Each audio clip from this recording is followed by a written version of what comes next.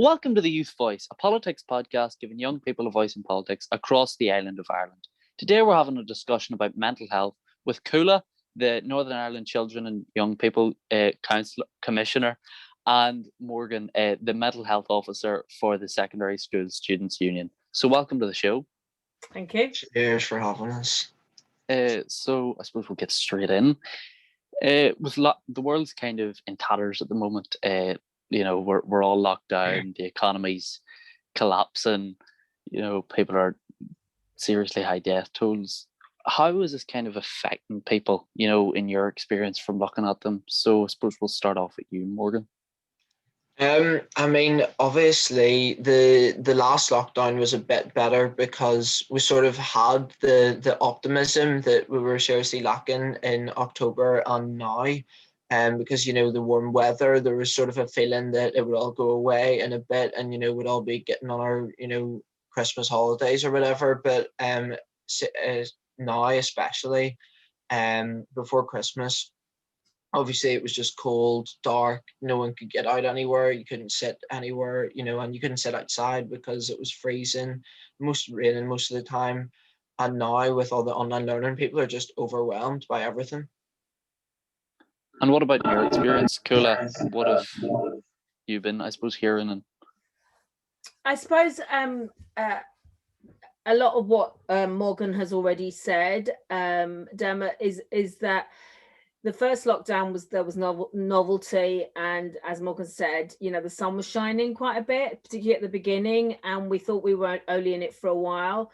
I think when young people went back to school in September, it's particularly for the older ones, it became clear that everyone was talking about catching up, and there was this quite a lot of frantic activity to get work done because they didn't know what was going to happen with exams, didn't know what was going to happen with the virus. So then when we went into this lockdown, we'd already had really heightened state of anxiety and worries by young people, and also some of the narrative discussions were young people are putting old people at risk, and I was really worried that we could hear people saying it's young people's fault, the virus is, the infection rates are going up, when they were in November and December. So Morgan's absolutely right. What we're hearing during this current lockdown is real anxiety from young people of all ages, not just those exam years, although particularly those exam years. And let's not forget that in Northern Ireland, when we talk about exam years, we actually mean P7s as well as GCSEs and A levels, which is just ridiculous. But anyway, that's for another podcast. Invite me back and I'll talk about that. But so I suppose what we're seeing is much heightened states of anxieties, of isolation, of worry, of stress, and diagnosable mental health conditions. That's on top of knowing that we had a real crisis in our mental health before the pandemic. But I do want to say that we can sort this, that we can overcome, that things will get better, and there's a real will to get things better. So I don't want everyone to think this is all doom and gloom. I think the saying, it's darkest before dawn, and dawn will come, and I'm really clear about that. Absolutely. I suppose as well, education has kind of really played a role in kind of affecting the young people's mental health with online learning, and it's just not the same. I know that for myself personally, but I suppose what has the kind of response been like to online learning in regards to mental health, and kind of what has that been like? So either of you go ahead. I think it's extremely detrimental to mental health. I mean, just personally, I've two younger brothers, both of which have special educational needs, so I wouldn't really, do much work at home. If I had any homework to do, I'd usually go out and do it, at the library or even in a cafe or whatever. And there's no separation. It's simple things as, doing your homework one place and your online classes one place, and enjoying yourself in the other. But me, you can probably tell I'm in my bedroom. This is literally like the laptop is on one end of my bed and I'm sitting like with my legs crossed, and that's how I'm doing all my online classes. So it's detrimental to people's mental health, and people are really worried about catching up and what's getting done with exams, and there's been no guidance from Stormont at all about what to do, and even the schools are being left in the dark. We're asking our teachers questions that they can't answer because they don't know what's going on. Absolutely. And what about you, Koulla? What are your kind of thoughts on it? So do you know what really worries me is this language of catching up and falling behind. And I think we need to remember, when we're not all in this together, we have to be honest. Some people have had a much worse experience than others, and we've heard about the digital divide. We've heard about particularly for the younger ones, parents not always being able to support their education, but no one will be behind, because there's no, we don't know where anyone should be, so there's no behind, there's no catching up. We need to move away from that language. You'll be where you'll be. When you get back to school, that time has to be taken to help you get ready for whatever that next stage is. I'm very hopeful that the guidance will be coming very soon from SIA, particularly with regards to exams. But I suppose, going back to your question, Dermot, have young people been supported sufficiently to be well, to have healthy emotional well-being, to be emotionally well? Probably not. There's not been enough, although we've seen stuff coming through recently, text a nurse and a reminder that school counselling, particularly for secondary schools, is still available, even remotely. But when we go back to school, or I'm not going back to school, when you lot go back to school, if only I was going back to school. But when schools reopen for everybody, the first question has to be, how are you? And what can we do to make sure that you're well? Because some young people won't need much, others will need a lot, and either is fine, because it is what it is. So we need to be able to respond to that. And Morgan's point about certainty around what school's going to look like and what the expectation is, particularly academically, is really important, because you need to know that in order to be able to organize your life and organize your head and know where you need to be at. So but we need, definitely, if you take one message from me during this podcast, is no one's behind, no one's ahead. You are where you are, and that's okay. Absolutely. I suppose as well, kind of with the uncertainty of exams, I know, Morgan, you talked about that. It is, even myself, it's driving me mad. I shouted at Peter Weir on the top table about it. But with that kind of uncertainty, is it bringing a lot of kind of anxiety? Is it making people's lives, I suppose, I know it is making them worse, but is it really having a detrimental effect? Is it really, really bad? Yeah, it is, definitely. I mean, this isn't just exam stress. This is like exam uncertainty. It's not, who started revising and how long do you revise after school. It's, what are our exams? Do they even mean anything? I know personally, when I go back to school on the 22nd of March, my mocks start that day. My mocks start that day, and there's no catch up. There's no teachers even assisting you, with the learning, never mind emotionally. And you get the odd email going, oh, by the way, like, the counseling's still there, but I don't think that's enough. And there hasn't been any guidelines, from Stormont, even sort of suggesting how schools should go back. Obviously you can go back on the 22nd of March, but there's no parameters of how they should operate with the learning and just with everything that's going on, social distancing, mental health support, stuff like that. I have never. That's really interesting. Well, I am gutted to hear, and I've heard this from other schools, to hear that the first week back, the 22nd, when the GCSEs and A-level students go back, that first week back is controlled assessments or is mocks. I just think that is such a big mistake for schools to make. Because I have never been as worried about the well-being of that group of young people in the 6 years I've been Children's Commissioner as I am right now. Exam stress, Morgan's right, exam stress is a normal thing. We have, it happens every year. It should be resolved.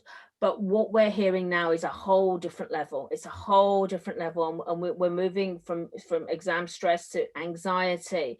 and in some cases some real mental health issues, that need treatment. And I absolutely understand why schools are saying, oh my goodness, we haven't got enough evidence for your teacher assessed grades that you're going to get in August. We need to gather the evidence so that we can stand over why we're going to give you these grades. So it's really important that they do that. But you are not going to be in a place where you can do the work until we're sure that you're confident, you're where you need to be emotionally. So I am really disappointed when I hear about schools who are saying the 22nd of March is going to be controlled assessments or is going to be mocks, because that needs to be another way of doing this. That is just going to add to the stress. Bearing in mind you by then you'll have been at nearly 3 months out of school and remote learning, and we know what a roller coaster experience that's been for many young people. So I have never been as worried as I am right now, and I was worried in 2015, which is why it was a priority for my office, children's mental health. But again, I have never seen so much determination to make a difference. So from government, from the civil service, from the education system, I think there's a real will, and that's mainly a lot of that's been driven by young people, by your campaigns, both the secondary school union and Pure Mental NI, just to mention two. But young people led campaigns have been really, really important at putting this at the top of the agenda, and I really genuinely think there's a will to make a difference, more than I've ever seen before. Is this kind of, I suppose, anxiety and the kind of the mental health crisis, especially in schools, is this something that was already a serious problem, or was this just kind of, something that was really hammered by the pandemic?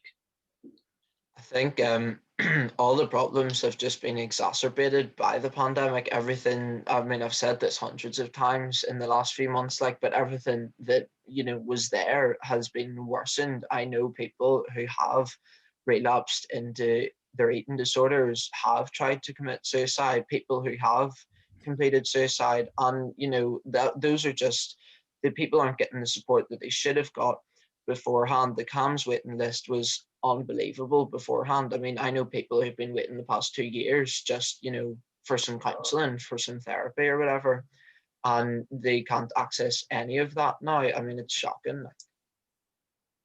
Absolutely. It was bad before. It was really worrying before, but we're at a whole different level. We're at a whole different level now. Now, we don't know how deep-seated that is, and whether once things open up, young people will feel more relaxed and more. We don't know. We need to ask them, how are you? What do we need to do? But it was bad before. Nikki did a huge review that we published in 2018 outlining the serious issues that existed. This is a whole different level. This is a whole different level of worrying. But genuinely, I don't want people listening to think there's nothing that can be done, because a lot can and will be done. So yeah, definitely. I suppose what can we do? I know I'm not supposedly expecting a whole report now, but I suppose what are the kind of basic things that we kind of can do, even ourselves? We can call on the government, but what can we actually do ourselves to kind of support people? I think it's literally just going up and asking people, how are you? How have you been? Like, what's wrong and all? And people need to be able to recognize the signs that people aren't, doing well in themselves. There's loads of initiatives that have come up, especially the Crisis Cafe in Newry and South Armagh. They're amazing. They're doing it's the phrase they use is clinical therapy in a non-clinical setting, I think is what they're saying.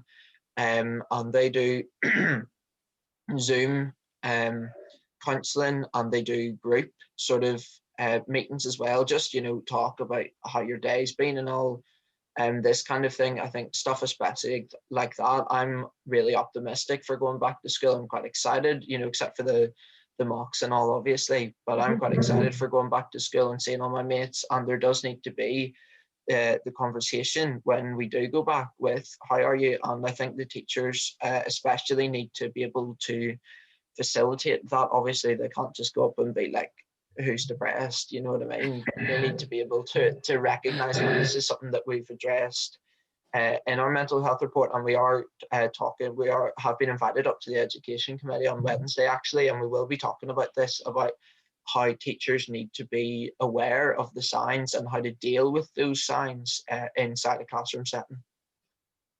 Everything Morgan just said, yeah, you're just right. Sometimes it is just asking somebody, how are you, and meaning it, and particularly your mate, you know. So if there's friends you haven't heard from for a while, or they've been very quiet in your, so you know, in your whatever way. I say WhatsApp, I use WhatsApp, I don't know what you whatever it is you use, social media you use. You know, someone's been a bit quieter than usual, or you know, just reaching out to them on a one-to-one basis and saying, how are you? And then all the things about going back, you know, are teachers ready to also ask that question, but do they know what to do when the answer comes, I'm not feeling great? You know, is there services behind them that they can recommend? And again, Morgan said there's lots of brilliant community-based services, and you'll find information on the PHA website, on our own website, on presumably secondary, I can never get all your S's right, your SSUNI website. Yeah. Places like the Northern Line Youth Forum all have place information where you can go and seek help if you need to. But please never be afraid to ask for help. There are things we can do, and one of the big things that's come out of the awareness raising is removing the stigma. So I was listening to somebody else yesterday, and she was saying, you know, if you went into school with a bit of a cold and sniffling, people say, how are you? Go home if you're not feeling well. Well, we should be able to treat mental ill health in the same way. You know, if you need to rest up, rest up. If you need a bit more help, then it's okay to ask for it. Mental health is just like any other sort of illness, different responses, and that's how we should treat it. And that's where I'm so grateful for all the campaigning that young people have been doing around this. Yeah, sorry, just jump in, Dermot, but I love I do love to use the comparisons between mental health and different stuff that there are services available for. I've done CPR training 3 times. Once was in primary school, twice in secondary school, and the only suicide prevention training that I've actively went and found out about is, I think, 95 quid or something, and it's a full 2-day course, which obviously isn't accessible for young people. There's a statistic in our mental health report that it's 1 in 10 children are affected by safeguarding issues, but 1 in 4 children are affected by mental health issues. Yet teachers have to be up to date with their safeguarding training every year, I think it is.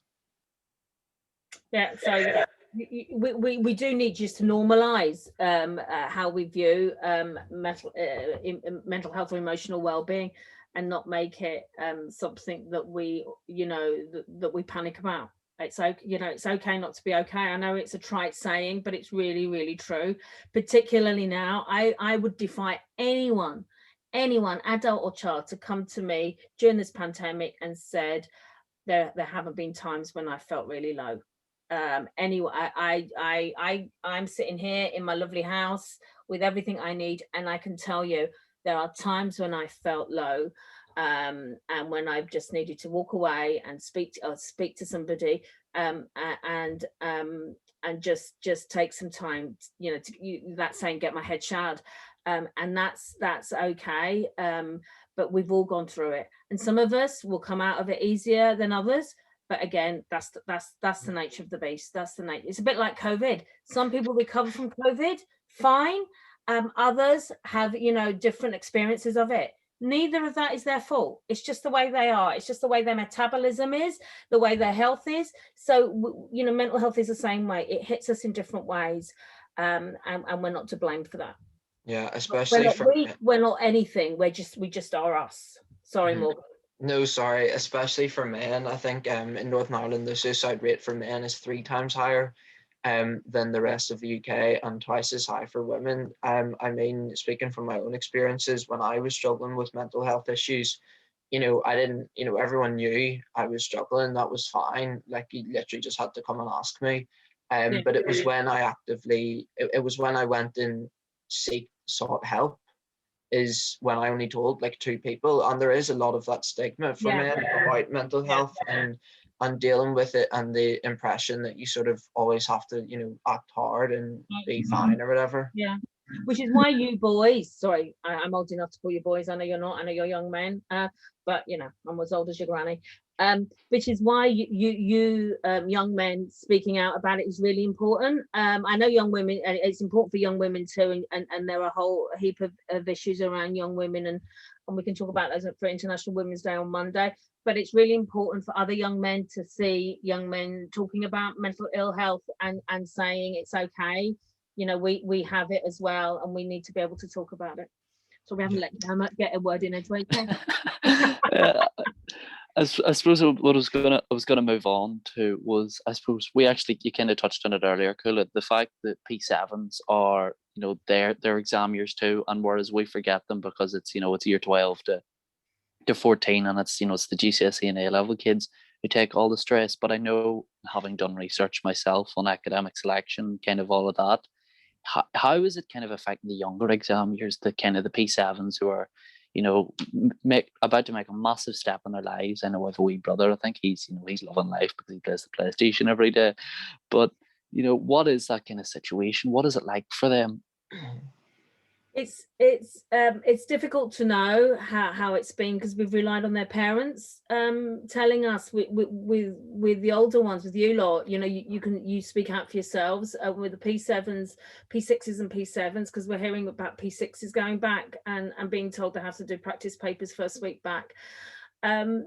It's difficult to know, but the uncertainty has been really stressful. We know that preparing for the transfer is stressful at the best of times, but then what we had before Christmas, but particularly that couple of days, that week in January, or that one day in January, 1 minute was cancelled, particularly the AQE, 1 minute was cancelled, next minute it wasn't, and then they had 2 or 3 weeks of this up and down. I got a lot of calls and emails from parents saying, you can't do this. My son, my daughter is saying, what was the point of me doing all this work if now I'm not going to do the test? Why do they keep changing their mind? What's going to happen to me? So I genuinely think we have treated our P7s, this year's P7s, atrociously. Much, you know, I don't want to say much worse or much better, but I just think the uncertainty and the cruelty that we have meted out on this group of young people is unforgivable. I just think when we come out of this, the grammar schools, the two examining bodies and the Department of Education will have to look and examine their consciences to see if they can look themselves in the mirror and say, yeah, we did a good job for those kids, because I genuinely don't think they did. With the older ones, I understand where the uncertainty came from. I wish a decision had been made earlier about cancelling the exams and moving into teacher centre assessed grades, so you know the system that you're going to be putting up with. But I appreciate the delay, and I'm glad a decision's made. So I have a little bit more understanding about how we're in this pickle that we're in with the older ones, but I have no empathy, no sympathy for any of the adults involved in the decision making regarding academic selection. I think that's fairly clear. Do you know, I know I'm on the fence on the issue, but that's sorry, Morgan. No, sorry. It's actually in P7 due to set the transfer this year.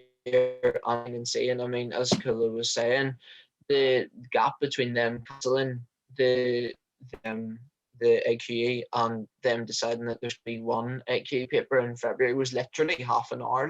It was in the same day, and then obviously they've messed them around a wee bit more, but because they are, you know, primary school, and there hasn't been that much attention on them compared to GCSE and A levels when there probably should have been. I mean, can you imagine if you were applying to uni and you didn't know what even the criteria was of how you were going to be accepted, and it was completely determined on whether you had a brother there or something? I mean, it's all insane, and the fact that all schools are doing it differently is even worse. I mean, I've literally been sitting with my mum, like Googling all these different schools in the area, trying to figure out, which ones he's more likely to get into, just based on, how close we live or stuff like that. I mean, it's insane.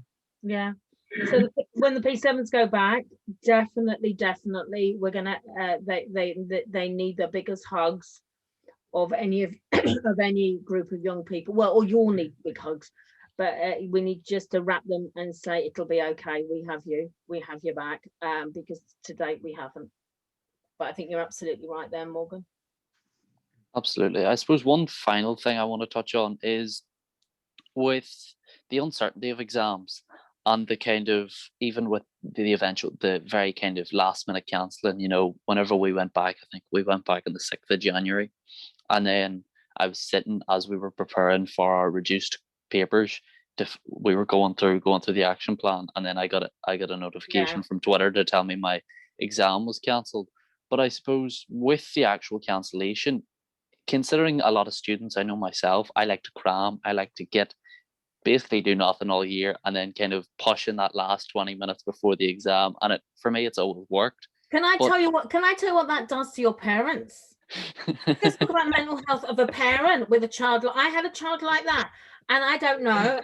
Honestly, we were too distraction. We were distracted by that. And just saying, don't forget about the parents in this scenario, or the carers in this scenario. Sorry, Dermot, go ahead. So I suppose with we were kind of almost expected at the drop of a hat to change what was possibly 5-6 years of study techniques, 5-6 years of preparing for an exams, the same thing I'd done in my GCSE modules.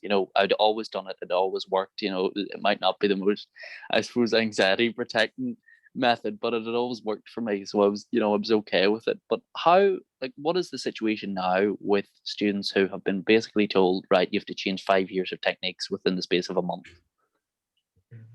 I mean, I think people have sort of been adjusting to it, whether, Peter Weir acknowledges it or not, but people have been assuming since September. I know my teachers definitely have been assuming since September that exams are going to be cancelled, and that, we need to get as much evidence as possible, because that's the most likely outcome that there's going to be here. So there definitely was that attitude, and it hasn't worked for everyone. But I think finding a different solution, and as stressful as it is to a lot of people, I think finding a different solution is very difficult. And I think this way we can sort of work around it, if that makes sense. It absolutely does. So I think you're right. I'm not sure what else they could have done, and you're right, Morgan, that everyone else was preparing for exams to be cancelled, and it was a real shame that the decision wasn't made earlier, because I think that's where a lot of the anxiety of young people has come from. What this has taught us is maybe we need to find a different way to exams. One of the big issues for us prior to the pandemic was, are some schools exam factories? And because of this, whether we have official league tables or not official league tables, are exams the best way of assessing knowledge if what we do is spend quite a lot of our academic experience preparing for exams rather than learning the subject? So I that's for me the question. So Dermot, you have a particular way of preparing for exams. Other people, like I said, which will drive your parents and carers up the wall. But anyway, speaking from my perspective, others have other ways of learning. And it is whether exams is the best way of testing that learning, bearing in mind how fragile it is when something goes wrong, when we can't do that way of being. And the one last thing I would say about these 2 years of exams is we need to stop comparing what you're going to get with what went before. 2019 and before was a different set of circumstances. We've got 2020 and 21 results, and we're just going to have to say these were exceptional years. Stop trying to replicate pre-pandemic with what you lot have been through, because young people who did the exams, 2019 and before would be horrified to think they would have to go through what you lot have gone through for exams. So we need to stop comparing to what went before, and we need to just think, I got the grade I deserve based on what I've done in these ridiculous circumstances. And I'm sorry, Dermot, you might get into trouble because your technique didn't work, but I hope you can find a way through, and I hope that when you get that centre assessed grade, that your teachers are able to take into account the way you learn, or the way you prepare for exams, and the way you learn. And that's a huge job we're asking our teachers and our schools to do. It's massive because they weren't prepared for that. And that's what they're doing at the moment, trying to get ready to do that. And they're working very hard. But I'm hoping this year's will be much, much better than the debacle we had last year. Absolutely. I think we're going to leave it there. Thank you so much for coming on. Koulla and Morgan, you have both been brilliant. To all of our listeners, thanks for listening. If you have anything you want to ask to somebody, drop us a message. You've got our Twitter at YouthVoiceNI and our Instagram YouthVoice_NI.